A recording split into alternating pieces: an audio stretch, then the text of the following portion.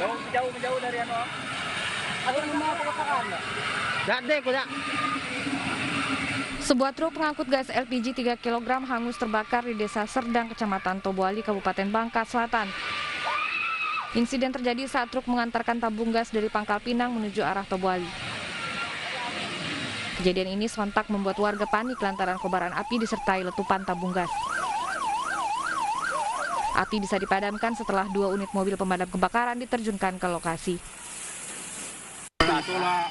Lah terbakar mobil ini lah, warga-warga ini lah mantu, ibu-ibu yang mantu menyiram sampai mobil pemadam kebakaran itu datang.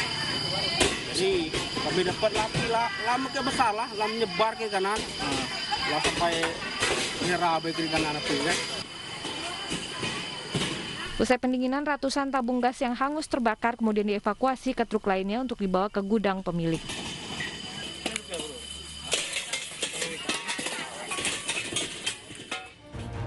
Halo, selamat malam. Apa kabar Anda pemirsa? Informasi kebakaran truk pengantar gas LPG tadi menjadi pembuka jumpa kita di iNews Prime.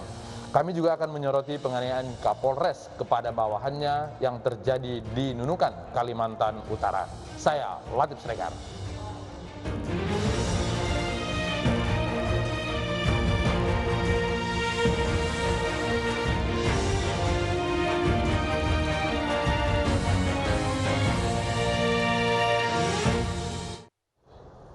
Unjuk rasa menuntut kenaikan upah minimum provinsi digelar pekerja metal Indonesia di Balai Kota Jakarta. Selain menuntut upah, massa juga meminta penghapusan Undang-Undang Cipta Kerja.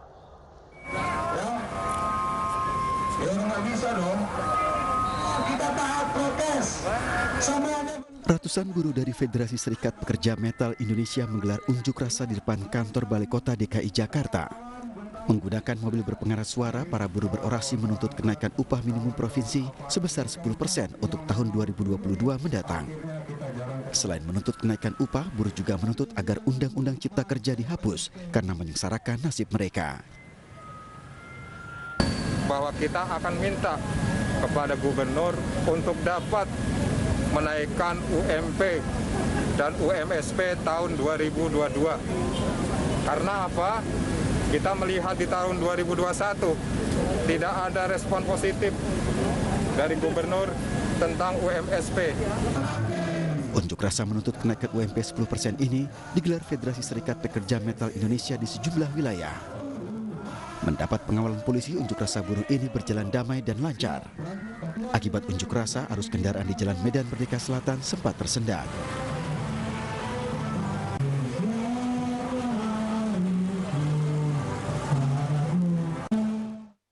Sementara di Goa, Sulawesi Selatan, Ketua RT yang dituding menyunat bantuan sosial di demo warganya. Warga yang mencoba membakar ban bekas saling dorong dengan personil kepolisian.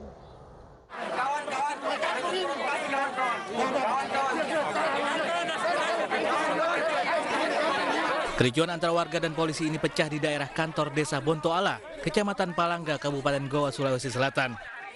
Warga yang berupaya membakar ban bekas justru terlibat saling dorong dengan aparat. Dalam aksinya ini pengunjuk rasa menuntut agar Ketua RT 004 BTN Ana Goa dicopot dan segera diganti oleh kepala desa setempat karena dinilai tidak adil kepada warga.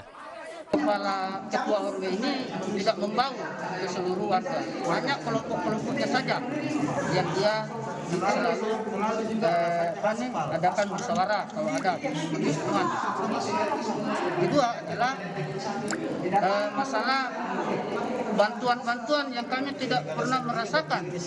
Bantuan selama khususnya selama COVID ini 2 tahun terakhir ini tidak ada sama sekali.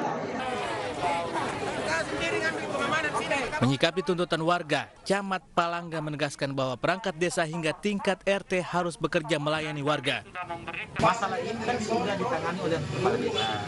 biarkanlah Pak Desa melakukan proses secara hukum. Ya, kita bersama, ini kan ketua RW tentunya dipilih, diangkat, insentifnya ada, SK-nya ada, dia proses baik di lapangan. Apakah betul tuntutan warga seperti itu? Ya, evaluasi secepatnya. Menghindari kericuhan lanjutan, petugas kantor camat dan kepala desa setempat langsung melakukan negosiasi kepada warga dan berjanji untuk segera menindaki ketua RT yang diduga tidak berpihak kepada warganya. Bagaimana melihat wajah dari keindahan. Kelebihan muatan menyebabkan kontainer pengangkut koil besi terbalik saat berbelok memasuki tol Waru Sidoarjo. Petugas dengan cepat mengevakuasi truk yang menutup badan jalan untuk menghindari kemacetan.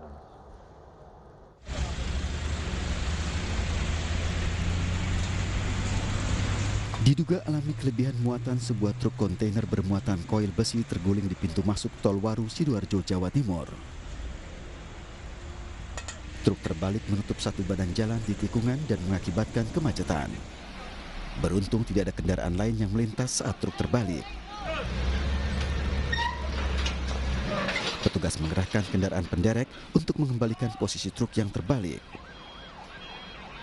Ngantar ke kanan gitu, muatannya kayak miring kanan gitu. Oh gitu. Ya. Kecepatan tinggi waktu itu? Enggak. Nah, terus? Tiba-tiba guling gitu? Iya. Evakuasi kontainer berisi koil baru akan dilakukan menggunakan alat berat kren ke lokasi kecelakaan. Kasus kecelakaan ini ditangani Satlantas Polres Sidoarjo, Jawa Timur.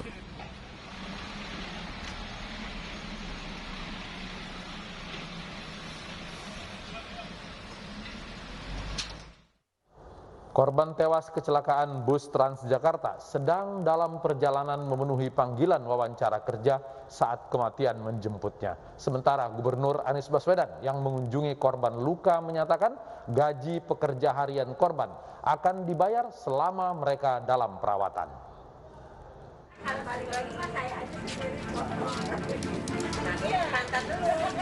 Suasana duka menyelimuti rumah kediaman Dadan Suhendra, warga Bekasi, Jawa Barat yang menjadi korban kecelakaan Transjakarta di Jakarta Timur. Dadan berangkat dari rumahnya di Bekasi menuju Pasar Minggu untuk memenuhi panggilan kerja di kantor yang lama. Namun naas, saat kecelakaan terjadi, almarhum duduk di kursi belakang Transjakarta. Korban terjepit kursi belakang sehingga mengalami luka parah di bagian dada. Almarhum dimakamkan di TPU Kalibaru, Kota Bekasi, Jawa Barat.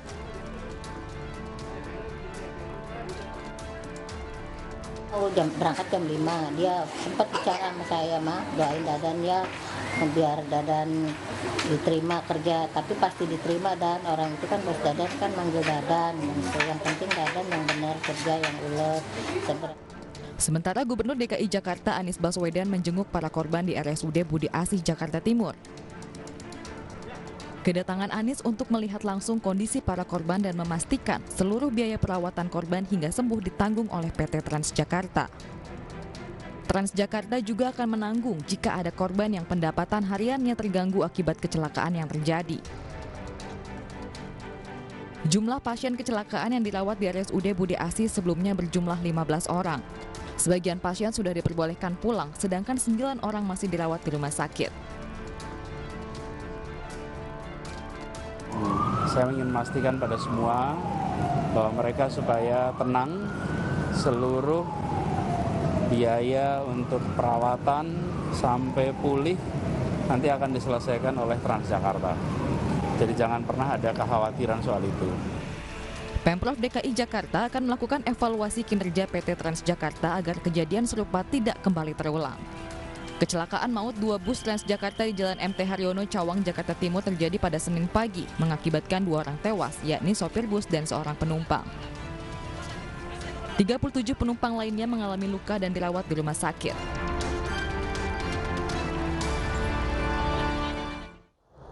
Partai Solidaritas Indonesia PSI meminta maaf atas keracunan nasi bantuan yang menimpa warga Koja, Jakarta Utara. Sampel nasi box pemberian partai itu tengah diselidiki laboratorium Polri. Rombongan DPP PSI mendatangi RSUD Koja, Jakarta guna menjenguk korban keracunan nasi box yang dibagikan kadernya. Dari 34 korban, 29 diantaranya sudah diperbolehkan pulang, sementara 5 lainnya masih dirawat. Terkait temuan Ketua RW setempat yang menyatakan pembagian nasi kotak tanpa koordinasi, kader PSI berdalih telah menugaskan ranting partai sesuai prosedur. Sekali lagi saya mewakili teman-teman di PSI memohon maaf yang sebesar-besarnya, memohon doa supaya pasien yang masih di rumah sakit segera pulang, segera pulih, dan dapat bergabung kembali dengan keluarganya. Kondisinya untuk sekarang masih ada 5 pasien yang rawat inap, 29 sudah pulang, rawat jalan, yang rawat inap kondisinya stabil dan segera bisa pulang ke rumah. Pada Minggu malam puluhan warga lorong 19 RW 06 Koja, Jakarta Utara dilarikan ke ruang IGD RSUD Koja karena sakit kepala dan mual usai mengkonsumsi nasi bok. Ini makan aja, dimakan. Udah berasanya mah udah ini, malam jam 9. Apa yang dirasa, Bu? Mual, pusing, muntah. Ini telur, tempe, sama buncis. Buncis sama kemangi. Kemangi selada dan selada. Bu, itu dikasih sama siapa sih, Bu? Atau... Hingga saat ini penyebab keracunan masih dalam penyelidikan kepolisian. Sampel nasi box yang sempat disimpan warga pun telah dibawa ke laboratorium Polri di Sentul, Bogor, Jawa Barat.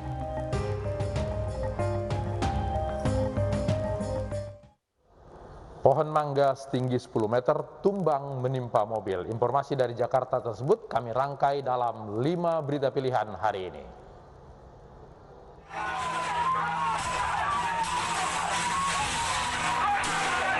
Puluhan mahasiswa yang tidak memiliki tiket ini mengamuk dan merusak sejumlah fasilitas pelabuhan lantaran dihalangi petugas saat akan menaiki kapal.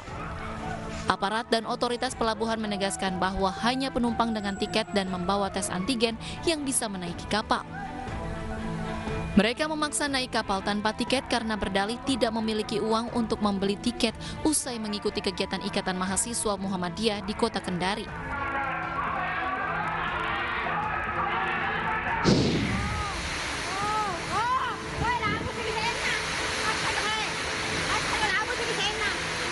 Hujan deras disertai angin kencang menerjang sejumlah permukiman warga di Desa Bonto Matene, Kecamatan Marusu, Maros, Sulawesi Selatan. Peristiwa ini langsung membuat warga panik. Pasalnya, angin kencang tiba-tiba menerjang rumah di sekitar persawahan. Kuatnya terjangan angin membuat atap sejumlah rumah warga rusak dan berterbangan. Mengantisipasi hujan kembali turun, warga langsung memperbaiki atap rumah mereka dengan terpal seadanya.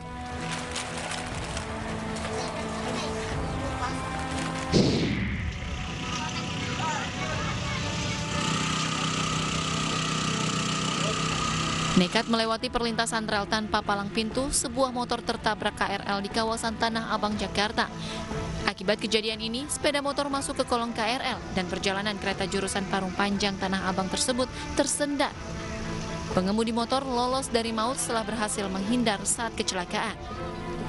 Untuk sementara perjalanan KRL dari Palmerah menuju Tanah Abang maupun sebaliknya menggunakan satu jalur.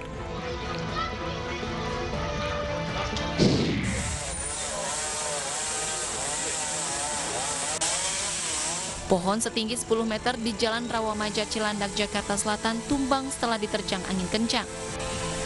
Menurut Ketua RT setempat, peristiwa terjadi saat wilayahnya diguyur hujan deras. Kejadian diawali suara gemuruh saat pohon tumbang menghancurkan pagar serta mobil milik warga yang sedang parkir. Selain menimpa pagar dan mobil, batang pohon juga membuat aliran listrik terputus.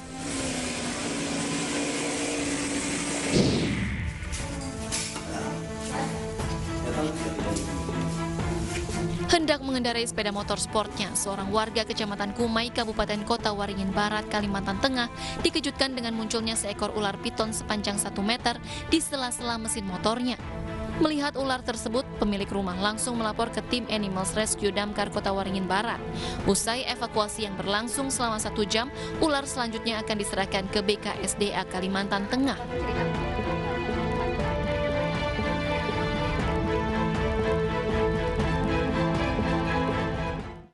Satu persatu tindakan kurang terpuji anggota Polri mencuat dan menyita perhatian.